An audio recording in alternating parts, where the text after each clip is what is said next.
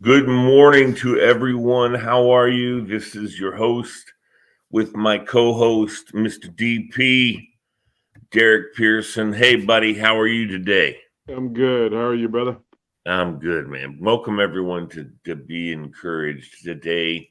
We hope to encourage you on a day that some people are encouraged, some people aren't. As I said in our little piece, we're going to bring you some peace today. On a day where everybody's a little bit at odds. We hope to bring everybody to one place of being encouraged and understanding that love for one another should be our first priority. And I'm getting a political call as we speak. I just hung up. so, That's you on. know, That's nonstop. universal. Yeah. Yeah, exactly. So, DP, how's your week been, man? I know Nebraska basketball is getting in gear. And when do they start their season? They had two exhibition games. They played Peru State on Wednesday, and then Colorado on Sunday. And the women had their exhibition preseason game last night, and they did well in all three situations. So basketball has its own energy source that's happening, and it's good because this hasn't always been a place where basketball mattered. Um, Right. but but Fred Hoiberg, who most folks will know, they'll recognize the name, a guy that was pretty high level college player, same level in NBA player, and then an NBA coach and an NBA executive is now running the program here, and it's taken him a few years to get it going. Of course, pandemic, threw a wrench into some of Yeah. this, but it's cool. Folks here needed basketball to get started and get well because football isn't going well. So, Right. and let's be clear. When you say that football isn't going well, you're saying that the state of Nebraska isn't going well. Like Right. the two are infinitely woven together as a part of the fabric, and so they need for basketball to bring some new energy. They rely a lot on women's volleyball, and Nebraska's program is one of the best in the country. Yeah. Yeah. Yeah. Yeah, so it's folks are looking forward to basketball. I believe the regular season starts next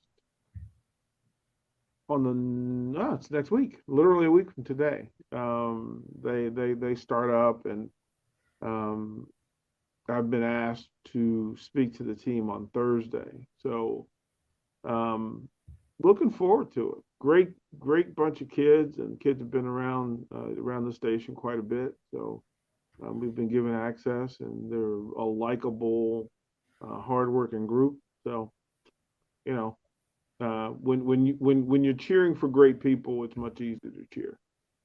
Yeah. No doubt about it. No doubt about it. And even and it's one of those. No matter what happens, I know these kids are working hard. They're doing their thing. The coach has got a good implement of a game plan, and they're going to go after it. And that's how we should do that in our real lives, as we are. And I say basketball is a microcosm, and it's kind of a weird separated from real life, quote unquote, as are all sports teams are kind of their own little grouping that's kind of separate from what happens outside of the sport, which is the real world. Football and basketball, and they're real. I mean, don't get me wrong. It's not an imaginary thing. Believe me, it's more real than what we deal with every day, in many cases.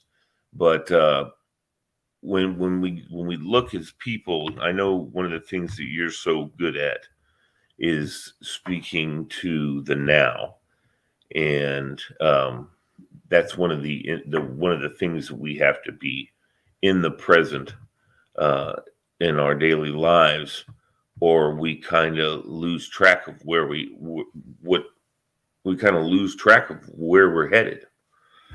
Can you speak to that? Yeah, I mean it's a constant. Like I use those three letters GPS. a lot, a lot.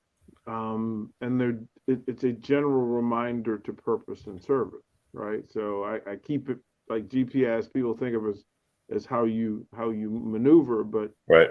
general, that basic idea that if I have purpose and I'm working in service, that I can't miss the most important things, because those are the things that we should be paying attention to. I make a point to never choose the game over the people. And the same thing happens for me in politics. The same thing happens for me in education. The same thing happens for me in mentoring, is that we're supposed to do all of these things in service of each other. And when I cross paths with somebody who is struggling or doesn't understand or needs information, it's my job. Matter of fact, it's my mission. It's my purpose to provide that. And most people, when they reach out and send out the bat signal for lead, whether it's a text, whether it's an inbox message, whatever it is, think of how absolutely powerful that is, and how powerful you are, that somebody in a time of need not only thought of you, but acted for you to be included in what was going to happen next. Right. That's a powerful thing, and people missed it because we're distracted by all this other stuff. But the reality is, look, man, when somebody throws up your bat signal, answer, answer, whatever small thing it is. You know what? Somebody just texted you and just said, "Hey, what's up, man?" They're not they're not asking what's up. They're texting for love. They're texting for connection. That's all that is. And the very base thing that we can do, should do, would do, is to love back. And then you can get into all the other stuff.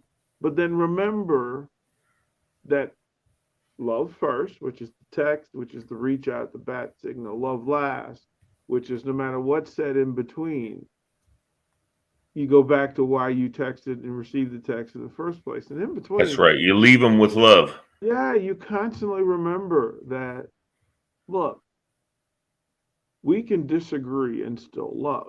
We can disagree and still stay connected. We can disagree and still be united. So it is in that thinking that you hope that people on a day-to-day basis, on an interaction basis, do the small thing, which is acknowledge the other person. Like, which is all we want, is to be acknowledged as a human being. And we lose that sometimes based on the nonsense. It's true. And, I find myself, uh, when I've got a couple of groups on Facebook that are health groups, sarcoidosis, which I have, and transplant. And I've found myself finding a place where I can help lead with love, because there's a lot of people suffering in those groups, and they're just searching for answers, and I don't necessarily try to answer their questions. I just want them to know that I'm praying for them, that I hope that they're doing well. If they have any questions, I can help. If I can help, I'll try. If I can put them in touch with a doctor that I know that I think is super good and super special, I'd be happy to try and do that too. And I've already cleared that with those doctors, and they're absolutely, somebody's in Nebraska, for instance, suffering from sarcoid, and they've got a doctor who's telling them it's not that big a deal, and blah blah blah blah, and kind of disrespecting them, or disregarding what they're going through.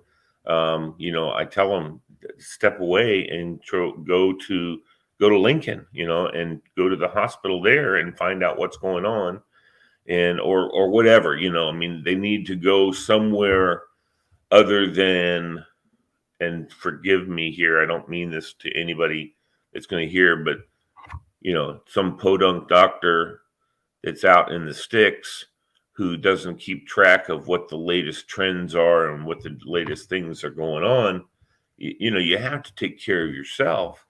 And in most cases, not all cases, the guys who are in the bigger hospitals, um, are on top of what the latest things that are going on. Not always, but sometimes, Yeah, and you've been through enough on medical issues and stuff that you understand where I'm coming from, I think. And I know that I've been in the place where I've gone to one doctor and they've kind of gone, and then I move to the next guy and he goes, then I move to the next guy and he goes, holy shit. You need to do this and this and this. And it's like, yay, I found the guy. I went through, as a matter of fact, one of the next projects I'm in was that there was an author who set up another compilation of recovery and rehabilitation. And in telling that story, I told the story of when I first felt pain, when I first felt discomfort. And I went to the emergency room. Of course, they tell you, you've got a spasm, it's a back spasm. We'll put you on some pain Muscle med. relaxers. Yeah, you'll be fine. Put you on muscle relaxer, you'll be fine. You go back and it doesn't change, and then it's like, well, I'm going to go from the emergency room to an actual uh, specialist, and go to a specialist, and wow, or you go to general practice, practitioner, and it's like, well, no, yeah, back spasms, it's full range, but you need to rest. And back then, I was fully coaching a lot, so it was almost impossible to coach and relax at the same time. The two aren't. Sure. Right. I know how that works. They're not meant for each other. I went to 4 doctors before finally I was referred to the Houston Texans team doctor, who referred me to the Houston Astros specialist, and the Texans team doctor, back specialist, says, "Oh, well, here's the problem. You've got a fracture on your spine. You got a fracture on your spine." And there were 4 doctors who had missed it, right? There's a fracture on your spine, which you go, okay, well, that's something. Like, that's something. And he said, well, what we can do is, since at the fracture you got irritated nerves, right? It's right on your spinal cord. What we can do is we can do steroid injections directly into you, do spinal injection, which I'm not comfortable with giving anybody my spine, especially my spinal cord, right? Yeah. But I do it, and I did it for several months. As a matter of fact, I went from coaching basketball sitting on pillows, to coaching baseball, and I made it through the entire season. Well, literally at the end of the season, the Astro specialist said, "Hey, I'm going to bring you in to take, because this pain that you're describing is a little different than what I would be comfortable with, and you are obviously uncomfortable. So why don't we take you in?" So they gave me more MRIs, which I hated, because you've got to bend in ways that aren't good for you to bend. And he goes, "Oh, wow, this explains it. You've got 3 herniated discs."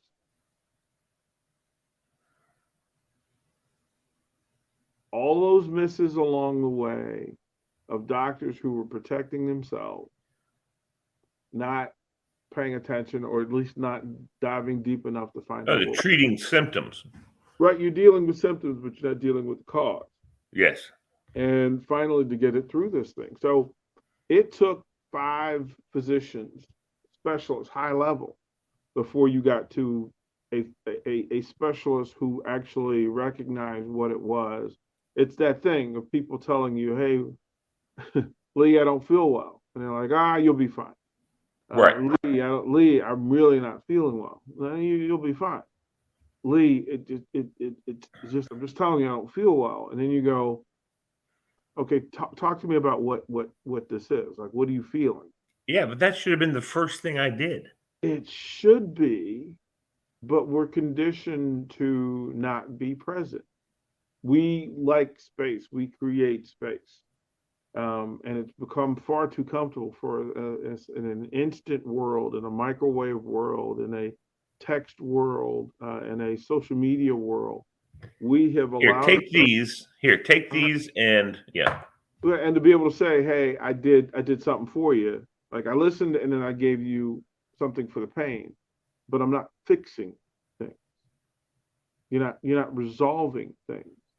right. And it's too often. I mean, it's even in sports now where as a coach, I've learned one being around trainers to ask the question: Are you hurt or are you injured? Because there's a difference. Hurt means I'm feeling temporary discomfort and pain right now, but I can go forward. Injured is I need to stop and redirect. I need to change what I'm doing. I need to change how I'm doing it. I need to fix something in order to go forward. And so asking people that basic thing, I ask the players, but I ask the people in general, like, how are you feeling today? I'm not feeling well. Okay, well, talk to me. Like that little phrase Yeah, is empowering, and it gives comfort to the person you're talking to. right. Because the big thing about pain is when you're going through it, what you do not want to do is internalize pain. It's You true. you want a release valve for it. You want a space to put it in the air and get it out of you. And the more it builds up, the greater the pain becomes, or at least in your head, it becomes greater. The moment you say to somebody, I don't feel well, you can exhale and then redirect. And it is such a small thing that we do a real poor job about, and we need to do better. Well, and then as an individual, it's difficult in a situation where you have a chronic issue Mm-hmm. because you feel like, I think, and I can just speak from my own, from my own position, I feel like, I don't want to burden my family and the people around me with little nitpicky things that are annoying me. And that's where I put them. And they typically are, and they're caused by this particular medicine, actually. Um, if I'm sitting still watching the football game, I can feel my body vibrating, Mm-hmm. you know. Um, and I don't say that to people, but I want people to know, dude, I'm vibrating. I'm just sitting here shaking. And this is why I gotta sometimes have to go take a nap because my body has been work. I mean, there's guys who are bodybuilders that want to move their body all the time to start to whatever it does for them. But and I get that, and it just wears me out, sometimes. Well, And but so, say and I it. think there's so many people that's the same issue. And then unfortunately for many of them that I've encountered, not for me, my family, if I say something, they're there, and and I don't say something to my mom because she's really there. If I say something to her, I don't need that. So, Right. uh, but I've seen so many people who their families gotten tired of it. Their families are going, "Oh, geez, she's got pain again." Let's just try and they don't have that connection anymore, even with their family. I was just texting with a young lady the other day, and she said her family just doesn't want anything to do with her because they're too overwhelmed with what she's going through. She has sarcoidosis, and also she has pulmonary sarcoidosis. So she's got all these issues, and said she's preparing to die. She says, I think I'm gonna die because this stuff is just so hard on me. And I don't even know. I think she's in Arizona or something. Mm. And I want to be able to see her, give her a hug, and say, "Listen, I care." You know what I mean? Because other people, it's not that they don't care; it's just that they're worn out from caring. And how Yeah, does that happen? it's such a weird thing. Yeah, yeah, Um, that you can't wear like caring doesn't wear out. It's unlimited. Like our ability, that's one of the great human qualities is our ability to care beyond, right? Like that's a superpower that we all possess. And I think sometimes in the messaging it gets convoluted, right? The way it's delivered or the way the timing of it. But the reality is when you don't feel well, the people around you not only should know, they need to know that this is a moment of less than. Like, listen, I'm not where you guys are today. And I'm not saying that for pity or empathy. I'm just letting you know that, quite frankly, as we sit here, I am vibrating. Like, this is no joke. And right, anybody that wouldn't listen to that probably shouldn't be in the room anyway, right?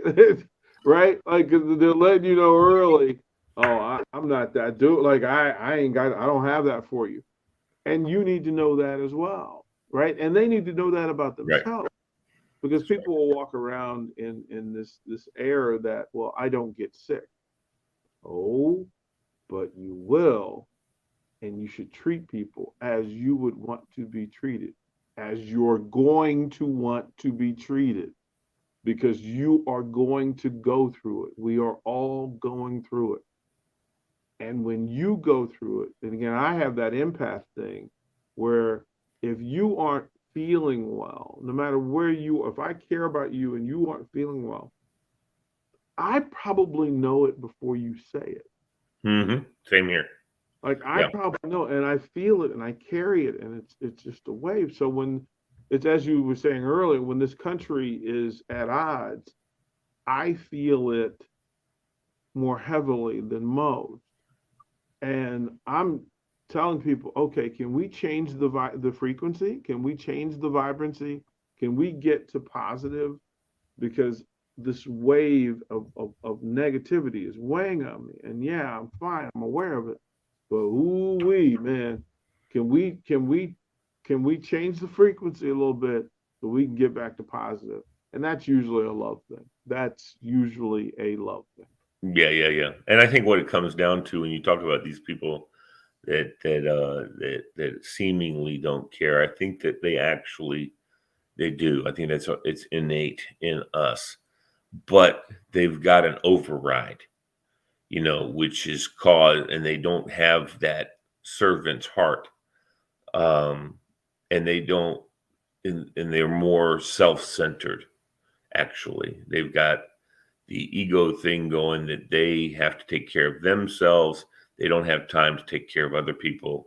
And I think not our country, our world is being set up for that. Because if you notice all these people, we need to have people, you need to love yourself, no question. But don't love yourself. You can't love yourself to the exclusion of loving other people, Yeah, right? well, that selfish thing is pretty. Yeah, and it seems as you said, watching and listening and hearing and recognizing the underlying tones of things, I see this almost battle of uh and I live in a spiritual plane, but I see this battle going on where it looks like we're trying to change people to become more reserved into their own world, not reaching out to the outside world, and that in itself causes so much strife, and with even if it is only strife within yourself. But I don't know about you, but I've noticed a major change in that respect. It used to be that your number one goal when leaving the house was to make sure that you recognized and could help somebody, and you see when the door needs to be opened for somebody. You see when an elderly lady like my mother-in-law needs to be taken to vote, because she just needs somebody there. She can take care of herself, but it's an effort. And so if someone's with her, there's less of an effort and there's less stress for her. And there's so many people in that area. And the other day, a good older friend of mine talked to me about an Uber driver who came to pick him up.